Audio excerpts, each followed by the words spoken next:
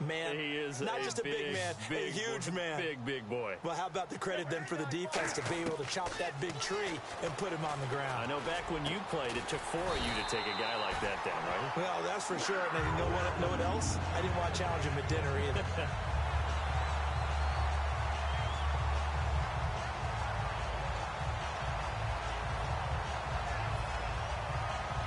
So the offense has it 1st and 10.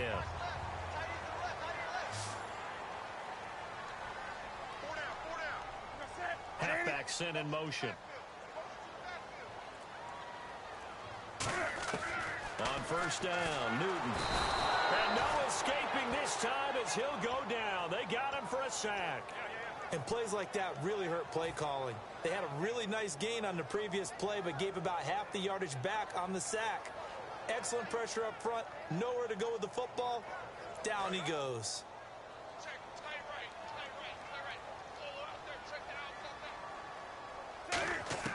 To throw on 2nd down is Newton. Benjamin with it over the middle. They'll wind up getting 10 back as that sets him up for 3rd down. And that's one of his advantages of a passer, is now with his height, setting back there in the pocket, firing it over the middle, he can really see everything clearly. It is, and I know that other quarterbacks get it done different ways, all right? You don't have to be his height to make a great play.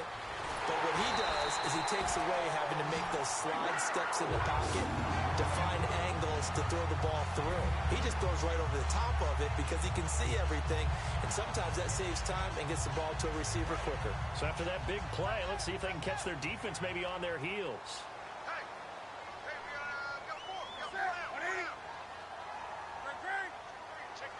And the back goes into motion.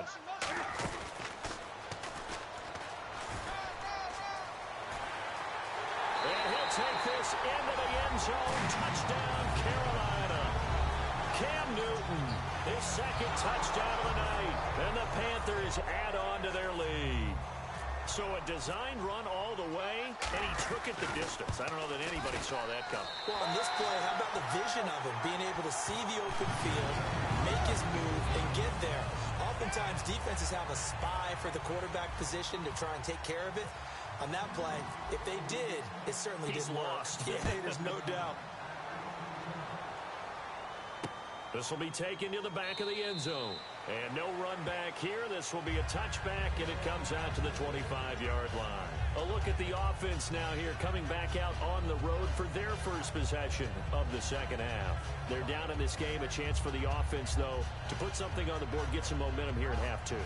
Try and get things kick-started for them. And you know at the half, they discussed how they were going to get that done. This is where scripting comes into play a lot of the time. How many plays do you script coming out of the second? Most of the time in the first half, you're scripting 12 to 16. I think in the second half, you're really scripting more like 8 to 10. Kind of a starter or an opener, whatever terminology they use. Just something to get you off to a quick start. It's a 6-yard pickup, and it gets them to 2nd and 4. First play of the drive, let's give credit all around. Excellent blocking, but the guy carrying the ball, he was the finisher. A really nice run. Jason Witten, the intended target, and it's 3rd and 4.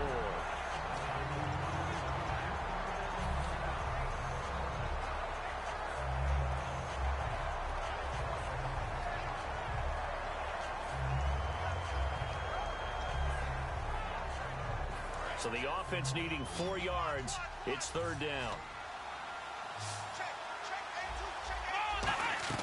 Off the play fake, Prescott sliding out of the pocket. He may try and run for this. And he'll get it up near the 35, right at the 34 here. It'll be a 3-yard gain, and that'll bring up 4th down.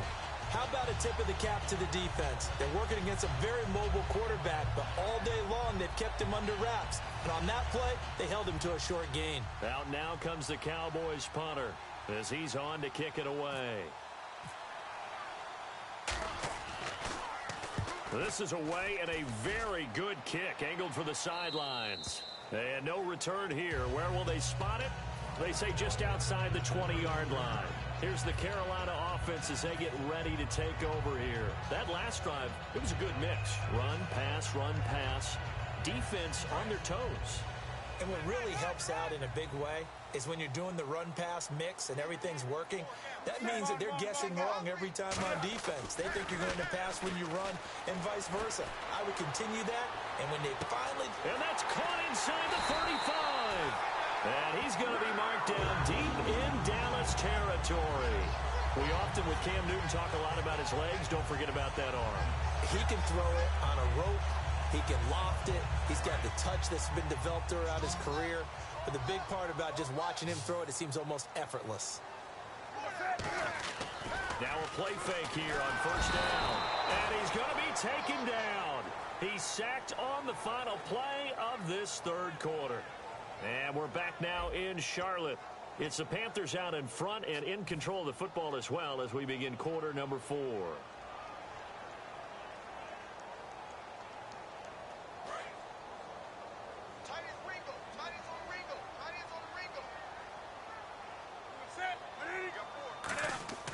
Here's Newton now on second down. Caught on the left side by Ginn. 4 yards on the completion, and it sets up a third down. When you see zone defense and you know you've got a drag route on as your primary call, you've got to be really careful as a passer about how far you let your guy go because he might wander into some tough coverage. And they'll be in search of 11 yards here on third down. Throwing on third down, Newton. And intercepted. Maybe the turning point they need. A great read, and it's picked off. And now Dallas gets set to take the field. And with this deficit, you can't have too many more drives like the last drive where you had to punt it away. You know what I would tell my offense right here?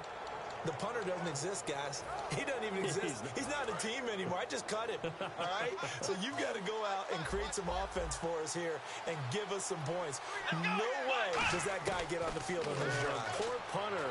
Yeah, and he's going to go down. He backed up into the end zone, and this is going to wind up a safety.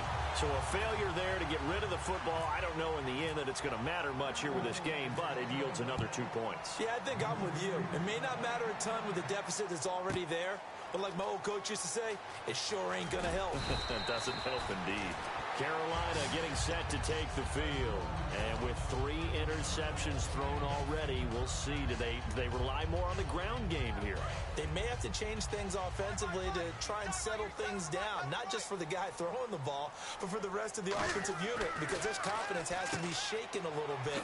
And you just wonder, is the backup going to start to warm up a little bit over on the sideline? 5 yards on the catch there, brings up second down. In recent years, the slot receivers really gained stature in the NFL because they can do so many things. Yes, they can line up wide like your normal wide receiver, but they have that kind of courage and toughness to run routes in the middle of the field and become dependable targets for their quarterbacks and move the sticks. Those guys are worth their weight in gold. Barry Church, the strong safety, the one to get him down. The fourth quarter here, they've got the lead. They want to keep it on the ground. That's what they're doing. Smart football. Keep the clock grinding. Keep it going. But you got to figure now, they're going to see more people stacked up at the line of scrimmage as they try and bleed it out. Now Newton and Olsen over the middle. A pickup of 5 that time and a first down. Smiles, everyone, smiles, because when Cam Newton and Greg Olsen hook up like they've been doing throughout this game, that's one big reason why they're winning. What makes Greg Olsen so tough to cover? I think he really is a wide receiver in a tight end's body. He runs his routes with such great precision and some physical toughness, and he really fights and competes for the ball. And then, of course, it helps to have Cam Newton throwing it to you. The best defensive linemen, they play with great leverage so they can get low and not get bowled over by offensive linemen. They have excellent hands. They can throw people off on a play. We just saw a great example of a really good run stop by a guy playing the defensive tackle position. And able to break one tackle, but then quickly brought down. But a nice little gain. And in this situation with the lead fourth quarter, they're liking keeping the ball on the ground, I'm sure. It's just smart football, but you know the defense has to know it as well. They've got to stop them here. So now we're going to see that loading the box in a big way. 6, 7, 8, 9, whatever it's going to take, puts a little bit more pressure on your big offensive line. And 21 yards there as they convert on third. He's played a great game. It continues right there, even with this lead, confident to throw the pass and have the reception made. There's no doubt who the leader of their team is there? There's no doubt who they want to ride all the way to the finish, because strategy would tell you run the football, run the clock down, Instead, they're letting him throw it because they feel that confident in what he's getting done. Now Stewart on first down. And now a timeout called by the Cowboys defense. It's just their first. They've got 2 more to use here in the final stages. And the offense moving in the wrong direction here now as they face a 2nd and 12. They keep it on the ground again to Stewart. That's what they needed. It's an 8-yard gain, and now 3rd and 4 suddenly doesn't look so bad. So Carolina eating some clock on the ground there, and part of why they were the NFC champs last year, number 2 as a team in the running game. They played their identity last year. Offensive line, they can move people in the run game. Jonathan Stewart running it. Of course, big Cam Newton could be a short yardage guy. And remember, their head coach, Ron Rivera, a defensive guy. They love to run the football. Now Graham Gano to try the Panther field goal. It's a 39-yard attempt, right hash. Whenever I see a drop like that, I have to kind of take a step back and check myself a little bit. So used to seeing those big guys make big-time spectacular plays, but when they drop one, I have to remind myself, we ask a lot out of these guys. Block and catch the football, not easily done in today's NFL. After knocking through the field goal, here's Gano back out there now for the kickoff. And no return on this one as the fair catch is signaled for and taken. The Cowboys offense heading back out and ready to go again. And last time they surrendered to safety, we know they don't want to do that again. That is just one of those oddities in scoring that we get, and it's just so strange to see that go up on the board, and then you got to make sure that that doesn't happen to your team again. They've got to take care of the ball. But boy, it juices up the defense. Oh, without a doubt. That's a great way to score some points. He couldn't quite hold it. Got hit. Ball pops out. Incomplete. And he's certainly not a guy that drops that football very often. Indeed, because that's a bit of a surprise. I know he's in the middle of some traffic and people, bodies all around him, but he usually has the focus to haul that one in. Offense looking to avoid a 3rd and long. It's 2nd and 10. And they're going to go soft on the corners. On 2nd down, Prescott again. And this is intercepted, and that should do it. It's the Pro Bowler Luke Kuechly that picks it.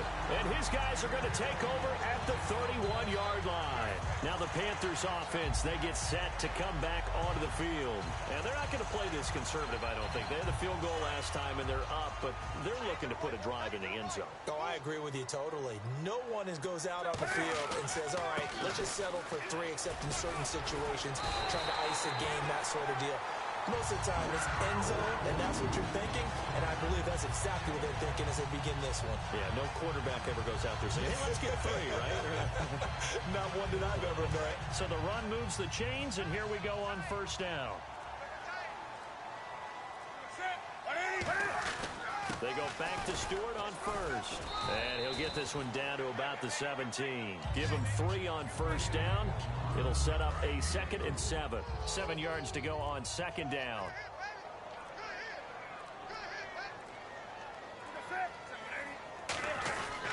Newton gives off to Stewart.